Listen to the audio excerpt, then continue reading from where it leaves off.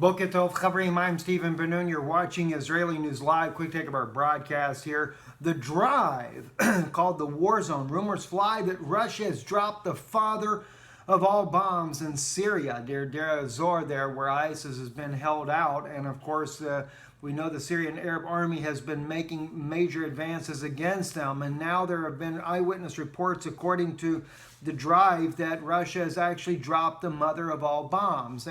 But we have no confirmation with the Russian authorities, and really no seemingly to be any reports out there that Russia's claiming it, except for one interesting article that came out on pravda.ru in the Russian language. And I kind of thought that this article here was very provocative, in that the title itself says, "The West Scared of the Russian Father of All Bombs." And of course, they're citing in the report right here that from the drive and what they were publishing about this. And here's what they say, which kind of seems to lean towards the possibility that, yes, Russia actually used this bomb inside of Syria. It says, Western users of social networks shared information that Russia allegedly dropped this most powerful non-nuclear bomb on the terrorists in Syria, the IG, that is, in Syria. As reported by the drive, it's possible that this may be the first time that Moscow has used this type of weapon in combat. On September 7, 2017, on Twitter, a post appeared in which was alleged that eyewitnesses and activists near the Syrian city of Deir ez-Zor saw this bomb in action. So far, no confirmation of the use of the father of all bombs has been given, either by the English language media or of Russia or the Ministry of Defense.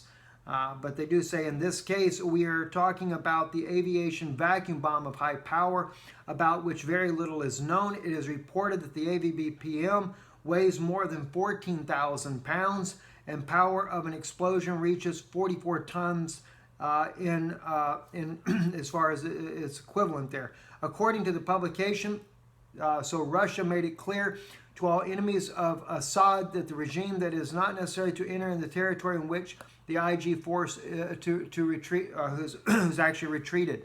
Now it goes on to say here, this is what I thought that was interesting, the only reason why I'm reading the entire article for you.